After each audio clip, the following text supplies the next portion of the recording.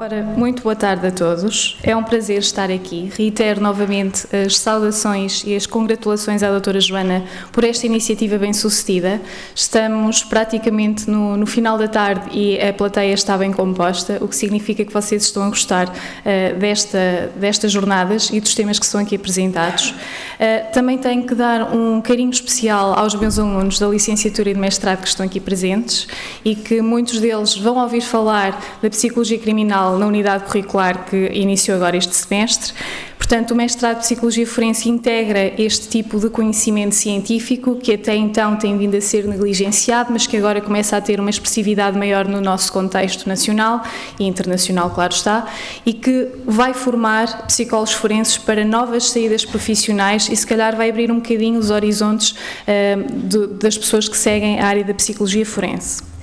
Portanto, todas as comunicações que nós ouvimos hoje têm uma palavra-chave, que é a palavra perfil.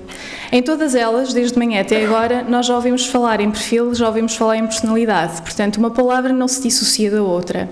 Quando nós falamos em perfil psicológico, falamos num conjunto de características de personalidade, traços, que são relativamente estáveis ao longo do tempo. É exatamente isso que é a matéria-prima da psicologia forense, neste contexto em particular do profiling criminal, que nos permite analisar comportamentos e fazer predições em relação a esse comportamento. E isso pode ser contextualizado no âmbito criminal, mas também podemos contextualizar noutros âmbitos que vamos desmistificar hoje. Quando se fala em profiling criminal, nós imediatamente associamos a séries televisivas e muitas das séries televisivas, vocês sabem, servem para entreter. Há, claro, um fundamento teórico que está por trás disso, muitas vezes esse fundamento teórico pode ser questionado, não há sempre validade no que diz respeito a esse argumento, mas serve para entreter e serve também para as mentes mais criativas de pensar em novas formas, em novas ideias, em novas questões que nós podemos depois traduzir na parte científica. Com certeza que vocês conhecem os exemplos que estão aqui. Um dos casos mais proeminentes e que suscitou grande interesse, Criminal Minds, toda a gente já ouviu falar com certeza, uma equipa do FBI que efetivamente existe, que faz a análise de perfis psicológicos e destas mentes criminosas, como é que estas mentes conseguem cometer este tipo de crime e porque é que cometem, como é que se pode prever e impedir e como é que se pode chegar, claro está, à identificação do ofensor. Temos também uma a capacidade de manipular, entre aspas, a mente humana, de que forma é que nós, através, por exemplo, da PNL, conseguimos fazer isso, e atenção que nós psicólogos utilizamos recorrentemente essa técnica, e o Hannibal Lecter, que toda a gente já viu este filme com certeza, e que é um clássico, e quando nós falamos em psicologia forense, é logo a primeira figura que nós associamos.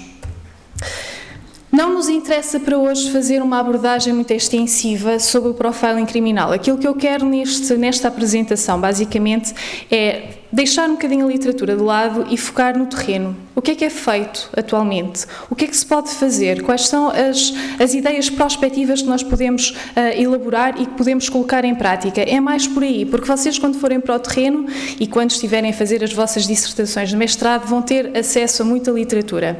Em Portugal, a literatura é escassa. Há uma equipa na Universidade do Minho, com o professor Rui Abrunhosa Gonçalves, que há uns anos atrás começou a trabalhar nesta área, fez alguns artigos, alguma revisão da literatura, mas que efetivamente ainda há uma grande lacuna no que diz respeito à aplicação desta técnica no contexto criminal. Portanto, as forças policiais podem utilizá-la intuitivamente, mas a minha experiência com as forças policiais e ao nível de formação com estas forças policiais é de que ainda falta aqui conteúdo e que ainda falta aqui como é que se deve aplicar esta técnica, de que forma, quais são os mecanismos mais eficazes que podem rentabilizar tempo e que podem diminuir imediatamente a lista de suspeitos numa fase inicial e que é útil. Tal como foi dito anteriormente, a minha área de investigação é a psicologia do testemunho. Eu foquei-me na minha tese de doutoramento na memória olfativa, de que forma é que a memória olfativa pode ser importante numa cena de crime para a identificação do ofensor e também para a localização do sítio onde a vítima esteve ou os locais onde a vítima esteve, ou o ofensor. esta parte do profiling enquadra-se, nomeadamente na parte da vitimologia também, como é que nós podemos fazer perfis vitimológicos, e atenção que um perfil vitimológico pode ser feito em qualquer contexto, não tem necessariamente que ser no contexto criminal, portanto, desmistificar também esta ideia de que às vezes os perfis vitimológicos só são feitos em contexto criminal quando há um crime, e não, nós fazemos um perfil vitimológico em contexto clínico, por exemplo, e vamos tentar perceber a nível de investigação o que é que nós podemos fazer, o que é que vocês podem fazer no futuro para maximizar esta técnica e para trazer alguma coisa nova ao nosso país. Dar-vos só um lamiré daquilo que foi a técnica do profiling criminal. Começou por ser uma arte investigativa. Vários autores começaram a escrever livros. Vocês conhecem o Sherlock Holmes, toda a gente sabe que isso foi um sucesso e que continua a ser. O raciocínio lógico, dedutivo e indutivo está presente nesses livros, e foi isso também que promoveu, de certa medida, a expansão do profiling criminal sob o ponto de vista teórico para o ponto de vista prático. Isso fez com que, a determinada altura, passasse a ser uma técnica forense e que essa técnica forense pudesse ajudar a resolver determinados crimes, nomeadamente no que dizia respeito a assassinos em série. Os assassinos em série têm um padrão de comportamento que é facilmente identificável, têm um modus operandi específico, têm uma assinatura também específica, o que permite aos investigadores criminais determinarem que tipo de comportamentos é que podem ter e prever também, a partir do profiling geográfico, qual poderá ser o próximo local em que o ofensor cometerá o crime. Hoje em dia é uma técnica auxiliar. Não podemos chamar de ciência isto, eu estou aqui a pisar num terreno minado, porque em vários congressos internacionais há este debate de se o profiling criminal é uma ciência ou se é uma técnica. E há defensores de que consideram que seja uma ciência, utilizam o método científico, mas há outros que não, que consideram que é uma técnica e que é falível, que é subjetiva, porque nós estamos a falar de comportamento humano e, como tal, o comportamento humano também não é assim tão previsível como nós pensamos que é. Às vezes pode acontecer algum acidente de percurso e nós podemos ter alguma alteração na nossa personalidade e logo por aí há um rompimento daquilo que nós julgávamos que era estável. Este debate tem vindo a ser aceso. A maior parte das pessoas que trabalham neste terreno consideram como uma técnica auxiliar. A parte da ciência está agora a ser implementada porque há poucos estudos ainda que nos permitam trazer do laboratório para o contexto real como é que nós podemos implementar esta técnica de uma forma muito mais eficaz e muito mais assertiva. Portanto, tem um fundamento científico, mas não pode ainda ser considerado uma ciência. É isto que os congressos internacionais delimitam. Eu tenho formação com o FBI, portanto, muitas das informações que vos estou a passar e muitas das informações que vou passar ao longo desta apresentação têm efetivamente por base essa formação. Claro está que eu vou tentar aplicar sempre ao terreno nacional e isso é fundamental. Não adianta ter o conhecimento e depois não tentar aplicar à nossa realidade, portanto, temos que sabê-lo aplicar. O profiling criminal consiste na inferência de características da personalidade do indivíduo, como eu disse inicialmente, portanto, um perfil é exatamente isto, um conjunto de características de personalidade. É uma abordagem clínica, nós podemos fazê-la a partir, por exemplo, de análise de dados sociodemográficos em relação ao ofensor, podemos determinar se ele tem psicopatologia ou não, a própria cena de crime, a análise da cena de crime permite-nos determinar isso com alguma frequência. Também permite-nos fazer comparação de dados estatísticos, e aqui nós estamos a falar de uma abordagem estatística, tentar determinar se há uma ligação entre alguns casos, tentar perceber se o mesmo ofensor está a cometer vários crimes iguais ou se há copycats, se há pessoas que estão a cometer crimes semelhantes mas que não são o mesmo ofensor. E temos também a parte da análise da informação, que é uma análise investigativa, e vocês já devem ter ouvido falar até nas próprias séries televisivas no contexto da psicologia investigativa. O que é que isto é? É aplicar a psicologia no contexto de investigação criminal. É tentar perceber quais são os procedimentos passo a passo que se devem ter de forma a garantir o máximo de informação fidedigna e que permita construir um caso com alguma consolidação e que permita, a partir daí, chegar então a uma lista de suspeitos. Nunca vamos chegar apenas a um suspeito numa primeira fase. Podemos começar, por exemplo, com 200 suspeitos, ir restringindo um pouco e acabar com uma lista de 20, mas isso já é benéfico. Significa que numa grande piscina de suspeitos temos ali 20 indivíduos que reúnem aquelas características. No que diz respeito à aplicação desta técnica, vários países utilizam-na. Eu estou mais familiarizada com os Estados Unidos, com a Suécia também, e aqui em Portugal um bocadinho daquilo que nós vamos fazendo. É uma técnica que ainda carece de investigação. Tal como eu disse, havia uma equipa na Universidade do Minho que começou a trabalhar esta parte dos perfis criminais, mas que não tem desenvolvido muito trabalho. No entanto, as próprias forças policiais também devem ter em consideração que podem usufruir e devem usufruir da colaboração com a parte académica. Muitas vezes há aqui uma negligência nesta parte colaborativa e devemos colmatar essa negligência, devemos apostar nestas colaborações efetivas para que a ciência progrida e deixemos de lado os lobbies e deixemos de lado aquilo que não interessa efetivamente, porque estamos muito aquém daquilo que se pratica lá fora e temos potencial para estar num dos melhores países, numa das melhores posições a nível de investigação criminal. No que diz respeito a correntes, existem várias, trago-vos apenas aqui duas a título de exemplo. Temos o Reino Unido e temos os Estados Unidos da América. No Reino Unido utiliza-se mais uma abordagem estatística, olha-se para os dados de uma forma estatística, há softwares especializados nesta análise, permitem-nos fazer a tal ligação entre casos. Nos Estados Unidos é uma análise comportamental, basicamente analisa-se a pessoa, analisa-se o comportamento que ela teve. Quando nós vamos à cena de crime, a cena de crime já nos determina uma série de características do ofensor, se ele é organizado, se não é organizado. A partir desta classificação nós já temos uma série de características que podemos colocar no nosso perfil. E basicamente aquilo que se pretende com o profiling criminal é responder a estas questões. O que é? Já sabemos. Porquê é que é usado? Porque nos permite limitar a lista de suspeitos e permite-nos muitas vezes chegar ao ofensor. Onde é que é usado? Em todos os crimes, mas não só. Nós podemos utilizar o profiling também noutros contextos, eu já vou explicar de seguida quais são. Quando, a qualquer momento, imaginem que, por exemplo, chegava aqui alguém que nos fazia a todos reféns. Era possível aplicar aqui o profiling criminal e utilizá-lo, por exemplo, na negociação em relação ao indivíduo que está a cometer o crime de tomada de refém. Quem é que são os profilers? Isto é, se calhar, a pergunta que toda a gente coloca. Para ser profiler, aquilo que se deve ter é uma formação de base. Qualquer pessoa pode sê-lo, desde que tenha esta formação profissionalizante. Qualquer investigador, qualquer agente de autoridade pode ser um profiler e na sua profissão acaba por sê-lo. Pode não estar a utilizar as técnicas mais adequadas, as ferramentas mais adequadas, mas isso não significa que não esteja a aplicar a técnica, significa que precisa de limar algumas coisas.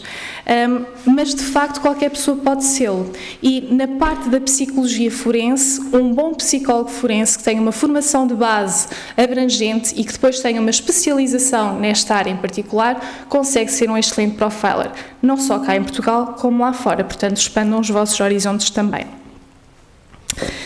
Tudo isto permite-nos identificar, ou é o objetivo, identificar o criminoso a partir da sua assinatura e do seu modus operandi, o tipo de crime. Isto é importante, estamos a falar de homicídio, estamos a falar de um furto, tomada de refém, por aí fora. A gravidade do crime também permite novas estratégias e novas adaptações em relação ao ofensor. Cena de crime, tal como eu disse há pouco, se é organizada, se é desorganizada. As condições do crime, se foi cometido, por exemplo, de dia, à tarde ou à noite, estas próprias condições podem ser determinantes quando estamos a fazer interrogatórios aos suspeitos. Se eu estiver a interrogar um indivíduo que trabalha, por exemplo, numa fábrica por turnos, eu já sei quais vão ser os períodos mais vulneráveis para lhe fazer esse interrogatório, portanto, ele pode logo, a partir daí, ceder um bocadinho mais. Por outro lado, se eu estiver a falar de uma pessoa que tenha, por exemplo, dificuldades e que não consiga expressar-se muito bem, eu vou ter que adaptar esta minha abordagem de uma forma diferente. Permite também determinar qual é o método utilizado pelo ofensor para o cometimento do crime e, por último, qual é o motivo, porque é que ele está a cometer o crime. E digo-vos desde já que nem sempre é possível ter resposta para todas estas questões. Às vezes pensamos que as temos, mas não as temos. Quais são as aplicações desta técnica? Primeiro, avaliações de personalidade. E as avaliações de personalidade podem ser feitas em qualquer contexto, está bem? Não tem necessariamente que ser no contexto forense. Análises equívocas da morte. Muitas vezes não se chega a uma conclusão em relação à causa da morte e o profiler pode pegar nos dados, pode fazer uma anamnese, pode fazer uma autópsia psicológica e tentar perceber o que é que causou esta morte. Sugestões investigativas. Muitas vezes as equipas de investigação criminal chegam a um beco sem saída e estão tão focadas naquele caso que muitas vezes acabam por ignorar algumas pistas que podem ser fundamentais. E aí podem recorrer aos consultores, neste caso a psicólogos forenses ou alguém que tenha formação específica na área do profiling criminal, e o profiler pode efetivamente dar algumas sugestões de investigação. Olha, tenta por aqui, ou tenta entrevistar esta pessoa, ou vamos pegar novamente neste indivíduo e vamos interrogá-lo, coisas deste género que podem fazer depois toda a diferença no desenvolvimento do processo. Estratégias de entrevista, também como disse há pouco, entrevista e interrogatório é extremamente importante. Nós, apesar de termos um guião específico para entrevistas, neste caso entrevistas a testemunhas, está bem, interrogatórios fazem-se a suspeitos e entrevistas a testemunhas, se eu estiver com uma testemunha vulnerável, é óbvio que eu vou ter que adequar o meu comportamento e a minha entrevista a esta pessoa. Eu posso ter uma entrevista estruturada ou semi-estruturada, mas eu saberei adequar essa entrevista à pessoa que eu tenho à minha frente. Ligação de casos, tal como disse anteriormente, e atenção que esta ligação de casos pode não ser imediata.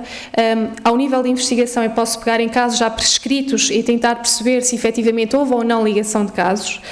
Estratégias de comunicação com os mídia, isto não acontece aqui em Portugal, mas acontece nos Estados Unidos. Há um organismo específico que dá informação concreta que deve ser passada aos mídia.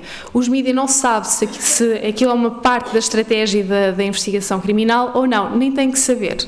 Este organismo faz com que a informação que é passada seja útil para a equipa de investigação criminal e que não comprometa chegar ao ofensor, que se chegue mais rapidamente àquilo que se pretende.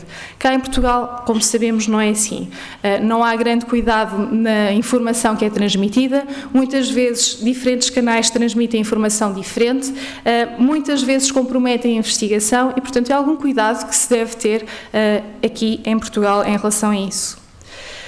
Avaliações de perigo e ameaça, a parte, por exemplo, do terrorismo e do contra-terrorismo que está tão em voga hoje em dia, é possível também um profiler fazer o seu trabalho, o seu parecer, dar o seu parecer, a sua perícia em relação a essa temática. Estratégias para o tribunal, o psicólogo forense e que tenha esta formação, este background em profiling criminal, também pode ajudar a equipa de advogados a estabelecer a melhor estratégia para ser adequada no tribunal. Por exemplo, nos Estados Unidos da América faz-se uma avaliação individual de cada elemento do júri para tentar perceber e predizer qual vai ser o comportamento deste indivíduo no julgamento e determinar se eles vão culpar ou não a pessoa, se vão inocentá-la ou se vão culpabilizá-la. Testemunho de um especialista, portanto é um expert, vai a tribunal e pode dar o seu parecer. É útil no profiling geográfico. Reparem, o profiling geográfico não é nada mais, nada menos do que a ligação de casos numa determinada área geográfica, tentar perceber qual é a zona de residência ou de atuação de um determinado ofensor mediante os crimes que são cometidos. Às vezes cai-se no erro de, por exemplo, hoje há um crime, amanhã há outro e no dia seguinte há outro. E nós vamos pensar que estão interligados entre si. Podem não estar interligados entre si coisa nenhuma. Temos que estar atentos e perceber quais são as características de cada cena de crime, perceber se há ou não há semelhanças entre si. Se houver, ser o mais específico possível e trabalhar sempre em cooperação com os restantes elementos da equipa. Porque, reparem, a equipa de investigação criminal, cá em Portugal, só é composta pelos agentes e pelos elementos da polícia judiciária, em casos de homicídio, por exemplo. Mas, noutros países, já há um psicólogo forense que quando a equipa de investigação criminal é chamada, o psicólogo forense já está também incluído nessa equipa e, portanto, também permite logo uma adequação estratégica em relação a esse caso. Análise de incidentes críticos. Igualmente, vamos imaginar que há um incidente qualquer no aeroporto de Lisboa e que nós podemos assumir que possa ser algum atentado terrorista ou não, está bem? Não podemos logo partir do pressuposto que são coisas graves. Há coisas que acontecem no dia-a-dia que fazem parte de um padrão comportamental, não têm necessariamente que estar diretamente relacionados com crime. Portanto, Três grandes áreas do profiling. Temos a investigação criminal, auxílio de perfis de criminosos e de vítimas, psicologia forense, equipas de advogados, estratégias de tribunal, por exemplo, o tal contacto com os mídia, a informação que deve ser passada aos mídia, e depois temos contextos diversos. Seleção de recursos humanos, por exemplo. Quando eu faço seleção de recursos humanos, quando eu estou a fazer entrevistas, eu estou à procura de uma pessoa específica que tenha determinadas características da personalidade. Isso por si só é um perfil psicológico que eu estou a elaborar. E, portanto, faço este perfil mediante o cargo ou função que eu quero preencher e depois procuro pessoas que tenham exatamente esses traços e que me permita ser bem-sucedida nessa contratação. Portanto, o perfil psicológico é utilizado em diversos contextos. Não podemos só assumir que é na parte criminal, embora seja aquela que nos pareça mais apelativa. Mas, de facto, no dia-a-dia, nós podemos utilizar isto até para a contratação de docentes, para a contratação de pessoas que estão a auxiliar-nos nas investigações e por aí fora. Está bem? No próprio contexto clínico, é necessário fazer um perfil da pessoa que temos à nossa frente para tentar arranjar a estratégia mais adequada de intervenção. Nós não escolhemos a estratégia de intervenção ao acaso. Só que nós não temos a noção, pelo menos de forma consciente, na maioria das vezes, e vocês, camadas mais jovens, quando vão para estágio, não têm essa noção, muitas vezes este processo de análise é feito de forma inconsciente e vocês aplicam instrumentos, mas não sabem exatamente para que é que servem estes instrumentos. Estão a aplicar porque pediram para aplicar. Portanto, convém ter esta noção de que, efetivamente, o perfil também está aí integrado e que é uma ferramenta útil. Tal como disse, para ser profiler é necessário ter colaborações externas. Não pensem que é viável tirar aqui um curso no nosso contexto nacional, até porque não há cursos específicos de profiling criminal. Há formações aqui e ali, mas ainda muito vagas. É necessário vocês recorrerem a instituições estrangeiras para terem uma abrangência de conhecimentos maior. Formações profissionais e de competência sempre atualizados. Isto de ano para ano está sempre a mudar alguma coisa e nós precisamos de estar em cima do acontecimento. Qual é a técnica mais eficaz neste momento? Ver os estudos que estão inerentes a essa técnica. Sistema de ensino que está adequado ou que deve ser adequado às exigências. Está bem, isto é extremamente importante. Por exemplo, a Lusófona tem um mestrado que preocupa-se em colocar os conhecimentos mais atuais e em transmiti-los aos futuros profissionais para que tenham uma maior amplitude de conhecimentos e que possam ser úteis no mercado de trabalho, mas nem sempre todas as universidades têm este cuidado. Portanto, às vezes há outras necessidades por trás que possam invalidar todo esse sistema. E depois colaboração efetiva entre as várias entidades policiais, e aqui eu chamo particular a atenção, não sei se está aqui alguém representativo destas forças policiais. Eu trabalho diretamente com elas, dou formação diretamente com elas e sinto que há uma grande lacuna a preencher. E essa lacuna só pode ser preenchida não é com formações individuais ou em grupo. Essa lacuna deve ser preenchida com parcerias que devem ser oficializadas e que permitam ter uma equipa ou várias equipas nacionais a trabalharem neste sentido e a darem formação adequada e formação que está atualizada. Porque cada vez mais nós assistimos a esta expansão do conhecimento e esta expansão é positiva se nós soubermos como aplicá-la. Ouvir falar só não adianta, porque as pessoas não são mexer só de ouvir falar. Necessitam de ter prática, de saber quais são os resultados efetivos. Isso só se consegue trabalhando. E, portanto, tem que haver esta colaboração obrigatoriamente. A área da psicologia do testemunho está aqui na Universidade Lusófona. Nós temos efetivamente estudos a decorrerem nestas áreas: falsas memórias, ambientes distratores, perfis criminais e vitimológicos, entrevistas e perfis psicológicos nos mais diversos contextos. Portanto, devo realçar que é das poucas universidades que têm em consideração estas temáticas mais abrangentes. Tem aqui algumas referências bibliográficas que depois posso disponibilizar para vocês, se tiverem interesse. Chamar-vos a atenção de que esta técnica ainda está à expansão cá em Portugal, o que significa que vocês podem ter um papel determinante na sua implementação e que vocês podem ter um papel determinante também na evolução da psicologia forense no nosso país. Muito obrigada pela vossa atenção, estou a dispor para qualquer dúvida.